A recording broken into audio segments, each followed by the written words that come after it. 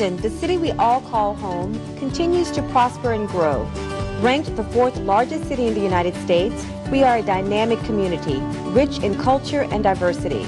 Together, our people and our neighborhoods help to shape this global metropolis where ideas, dreams, and imagination are welcomed and celebrated. How we choose to govern ourselves is established by our city charter. Much like the U.S. Constitution, our city charter is the framework for the organization of the City of Houston's government and for the relationship between our government and we, the people. Since 1979, when voters approved a change to the charter, our city has been governed by a 9-5-1 system. This means that 9 city council members are selected from specific geographic districts, 5 are selected from across the city as a whole or at large, and they are led by 1, the mayor, for a total of 15 votes on city council. When this system was adopted, there were about 185,000 people per council district.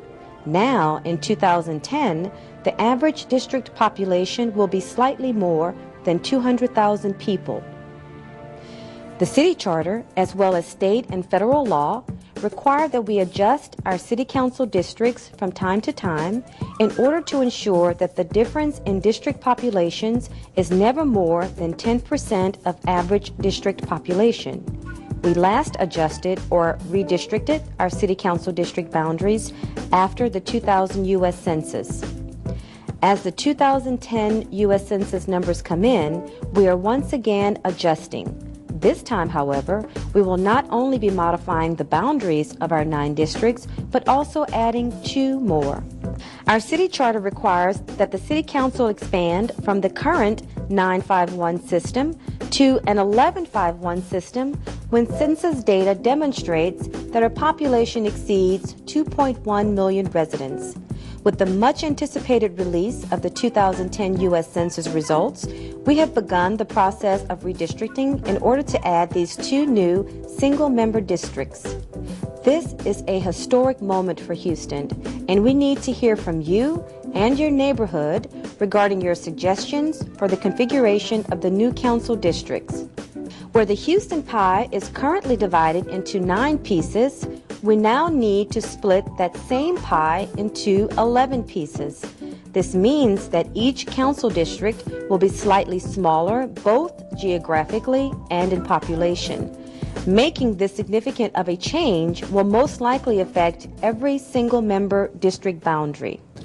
The goal of redistricting is to reconfigure our districts, to add the 2 new districts, and to achieve an even distribution of the population in each district to meet the requirements of state and federal laws. Starting in 1964, the Supreme Court recognized the principle of one person, one vote, and the applicability of the Equal Protection Clause to redistricting.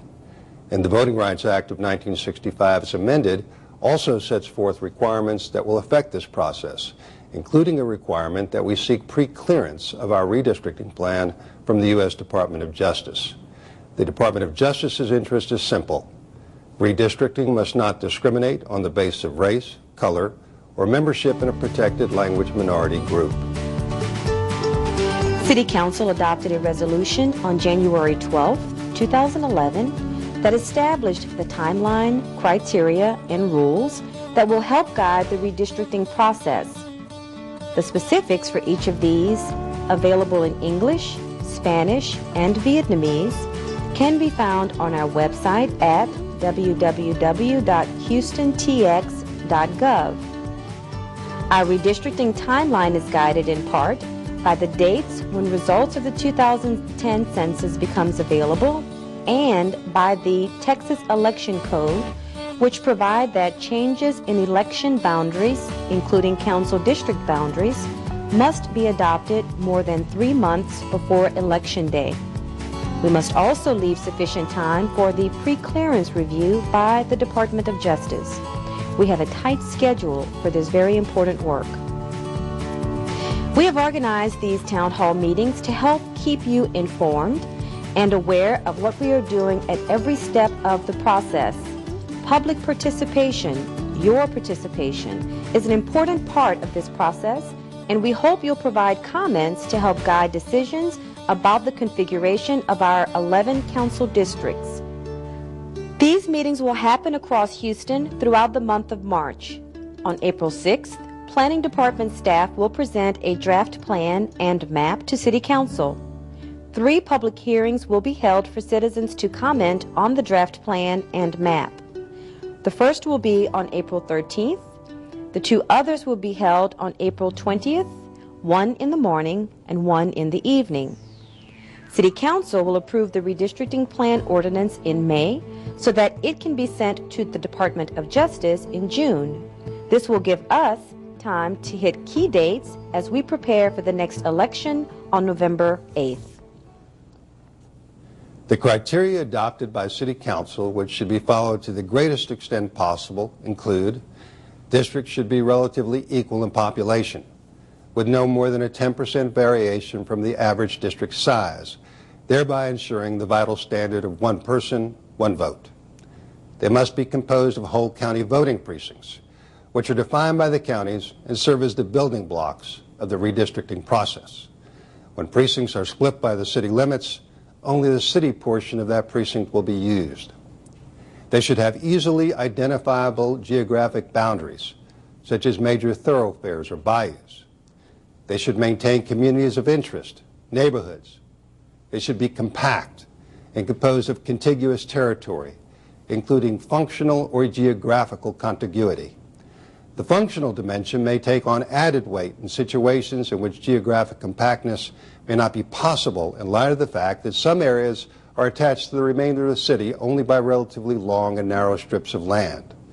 Functional compactness and contiguity includes considering factors such as availability of transportation and communication, existence of common social, economic, and other shared interests, the ability of citizens of a council district to relate to each other and to their representative on the city council, and the ability of the council member to relate to his or her constituency.